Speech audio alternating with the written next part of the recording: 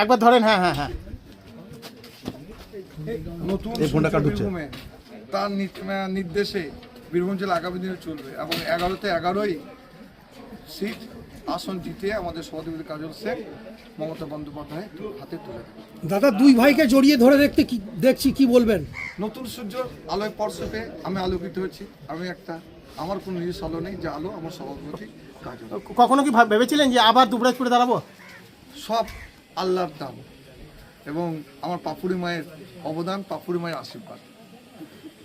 প্রার্থী হলেন আবারও একই জায়গায়। গত বছর আপনার নাম হয়নি, প্রার্থী হননি, এবছর আবার প্রার্থী হলেন সেই জায়গা থেকে।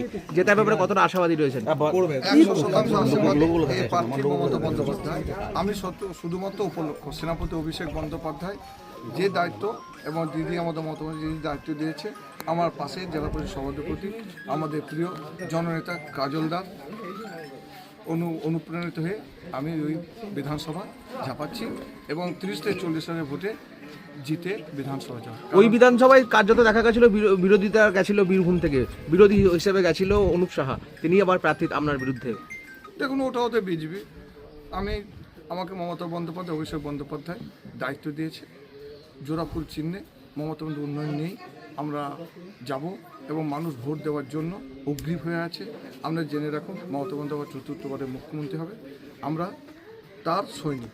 আপনি প্রার্থী হলেন, এই জেলার কোন নেতাকে ধন্যবাদ জানাবেন? আমি সর্বোপরি আমার পাপুরি মা, আমি যাকে এসে প্রণাম করলাম, ইনি সাক্ষাৎ দেবী। তার আশীর্বাদে আজকে এই জায়গায় পৌঁছে গেছে। মা, আমার মা, পাপুরি মা এবং আমাদের অভিষেক বন্দ্যোপাধ্যায় আছে, মমতা বন্দ্যোপাধ্যায়, আর যিনি আমার পাশে আছেন তিনি বীরভূম জেলা নতুন সূর্য, তার দেখানো পথে আমি চলছি।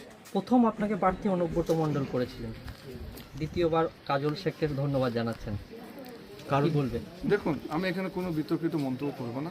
আমার সকলের প্রিয় নব সূর্য কাজল শেখ জিন্দাবাদ, অভিষেক বন্দ্যোপাধ্যায় জিন্দাবাদ, মমতা বন্দ্যোপাধ্যায় জিন্দাবাদ।